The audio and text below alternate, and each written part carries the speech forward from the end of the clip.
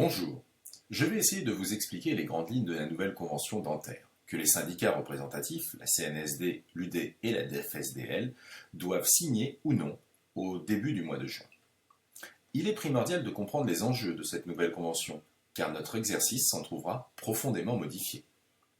L'objectif initial des négociations de cette nouvelle convention était de rééquilibrer les tarifs de soins et de baisser les tarifs des actes de prothèse. Faute de trouver un accord, elles ont abouti, en 2017, au règlement arbitral de Marisol Touraine. Mais avec la promesse du reste à charge zéro du candidat Macron, le règlement arbitral a été mis en stand-by jusqu'au 1er janvier 2019. Et les négociations ont repris pour intégrer cette nouvelle promesse. Comme vous l'avez compris, la nouvelle convention promet une hausse des tarifs de soins en échange d'une baisse des tarifs de prothèses. Mais qu'en est-il exactement? La hausse des tarifs de soins. On va voir apparaître de nouveaux actes, comme la couronne transitoire, prise en charge par la sécurité sociale à hauteur de 10 € et qui sera facturée 60 € en reste à charge zéro ou reste à charge modéré. Le coiffage pulpaire, qui correspond au parage de la plaie de la pulpe d'une dent avec coiffage, facturé lui 60 €. La consultation d'urgence, 23 €, de 8 h à 20 h, en rémunération du geste opératoire destiné à soulager la douleur consécutive à une inflammation aiguë de la pulpe vivante. La pose d'un vernis fluoré pour les enfants de 6 à 9 ans, présentant un risque carieux élevé, on pourra la faire 2 fois par an à hauteur de 25 €. Le bilan bucco-dentaire, quant à lui, est étendu aux enfants de 3 ans, 21 ans et 24 ans. La prise en charge du scellement des sillons est étendue jusqu'à l'âge de 16 ans. Les patients diabétiques ne sont pas oubliés. Apparition d'un bilan parodontal facturable 50 € pour les patients diabétiques et le lambeau d'assainissement parodontal, lui, sera facturé 80 € pour ces patients-là. Il existe également des mesures spécifiques pour les personnes en situation de handicap sévère. Pour les patients bénéficiaires d'une allocation d'adultes ou d'enfants handicapés, on pourra les soigner par séance sous Méopa pour 100 € de plus. À noter que les 100 € seront possibles avec ou sans Méopa. Et enfin, les patients sous ALD, sous anticoagulants, antivitamine K ou anticoagulants oraux pourront être soignés en chirurgie moyennant un supplément de 20 € par acte. Quant aux augmentations d'actes, si on les exprime en pourcentage, elles laissent rêveur. L'endodontie, plus 27%, la prophylaxie de 10 à 20% de plus, les extractions des dents de lait, plus 50% pour une ou deux dents, les extractions des dents définitives, plus 10 à 23% en fonction des actes. Dans la réalité, c'est une toute autre histoire. Elles s'étaleront sur 5 ans, de 2019 à 2023, et ne seront que de quelques euros.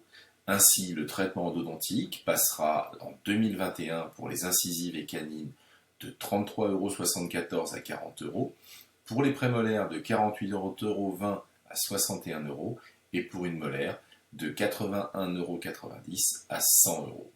Il en sera de même pour les obturations qui augmenteront de quelques euros étalés sur 5 ans. A noter tout de même l'apparition de l'Inlay-Onlay 2 faces et plus en composite, opposable à 350 € et l'Inlay-Onlay 2 faces et plus en céramique à honoraires libres qui ne bénéficieront tous deux d'une prise en charge de la sécurité sociale à 100 €. Pour les actes de chirurgie, c'est la même chose. Pas d'augmentation avant 2022 et comprise entre 5,56 € et 7,68 € en fonction des actes. Comme vous l'avez compris, la révolution tarifaire tant attendue n'aura pas lieu. Mais quelle est la contrepartie de ces augmentations si généreuses? Nous avions parlé de baisse de tarifs de prothèses et de reste à charge zéro.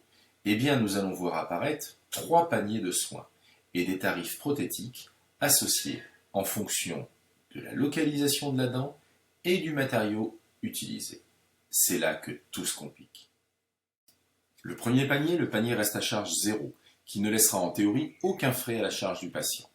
Il concernera les couronnes métalliques, toute localisation, les couronnes céramo-métalliques sur incisive, canine et première prémolaire, les couronnes monolithiques zircone sur incisives canines première et seconde prémolaire, ainsi que les couronnes monolithiques hors zircone sur incisives canines et première prémolaire. Le panier reste à charge modérée laissera une petite part à charge pour le patient et contiendra les couronnes céramo-métalliques sur les secondes prémolaires, les couronnes monolithiques de type zircone sur molaire et les couronnes céramiques monolithiques hors zircone sur seconde prémolaire et molaire. Le panier à honoraires libres contiendra pour sa part les couronnes céramo-métal sur molaire et les couronnes céramo-céramiques toute localisation. Ce qui aboutit à un tableau complexe composé de 9 codes en fonction de la position et du type de couronne, dont les tarifs s'échelonneront entre 290 et 550 € pour les paniers à honoraires plafonnés. Les paniers restent à charge zéro et restent à charge modérée. Pour les inlay corps, les tarifs de ces derniers dépendront également de la localisation et du type de prothèse définitive qui les recouvrira. Il en découlera 3 codes CCAM pour 10 situations différentes. Le tarif, quant à lui, sera plafonné à 230 puis 175 € dans les deux paniers reste à charge 0 et reste à charge modéré. Et il restera à honoraire libre pour le panier à honoraire libre. Il en sera de même pour les couronnes provisoires, qui seront dorénavant remboursées sur la base de 10 € mais facturables 60 € maximum, en panier reste à charge 0 et reste à charge modéré. Elles resteront à honoraire libre dans le panier homonyme, générant ainsi 3 codes différents pour 10 situations possibles, toutes dépendantes de la prothèse définitive et de la situation de la dent ou des dents concernées. Toutes les prothèses amovibles se voient quant à elles opposables et plafonnées. Toutes les prothèses amovibles résine sont en reste à charge 0, tous les stélites en reste à charge modéré. Quant aux réparations et adjonctions, elles sont en reste à charge 0. Comme vous pouvez le constater, le choc de simplification n'a pas eu lieu. Loin s'en faut.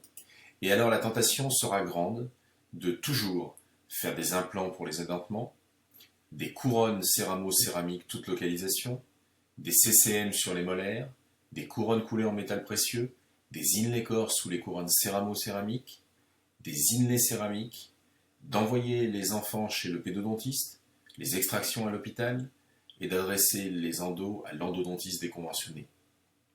Mais détrompez-vous, c'est là sans compter avec la clause de revoyure qui sera déclenchée automatiquement si les paniers s'écartent de plus ou moins 10 puis 5 points des prévisions de l'UNCAM.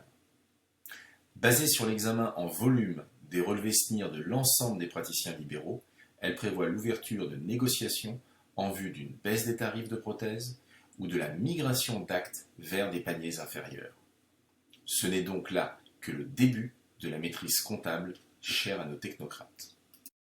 La nouvelle convention prévoit des aides à l'installation en zone sous-dotée, mais en contrepartie, elle instaure un éventuel conventionnement soumis à autorisation dans les zones surdotées.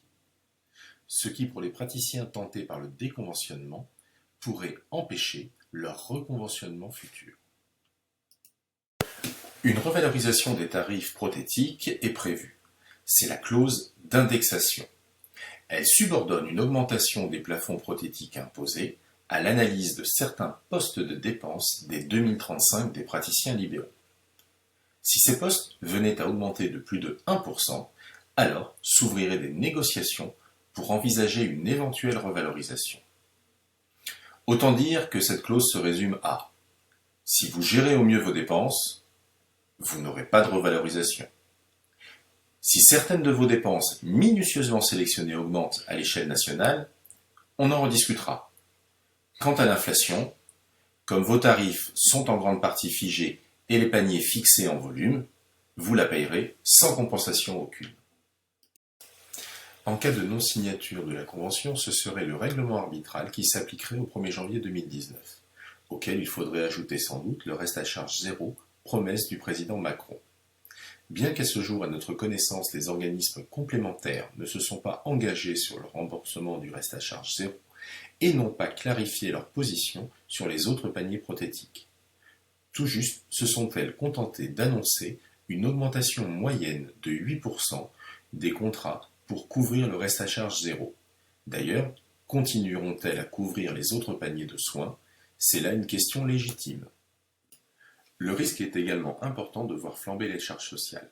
En effet, on peut craindre un glissement important des CMU et ACS vers le panier reste à charge zéro, financé en théorie par les complémentaires qui ont déjà annoncé une augmentation pour tous. Mais l'exclusion du reste à charge zéro du calcul du taux URSSAF vient pour sa part d'être annulée, ce qui devrait avoir un effet non négligeable sur nos cotisations sociales. Aucun des syndicats n'étant majoritaire, comme vous pouvez le constater, la position de chaque syndicat aura une influence sur l'adoption ou pas de la nouvelle convention dentaire. Mais seuls le ou les syndicats signataires pourront à l'avenir participer aux négociations conventionnelles et à la rédaction des avenants.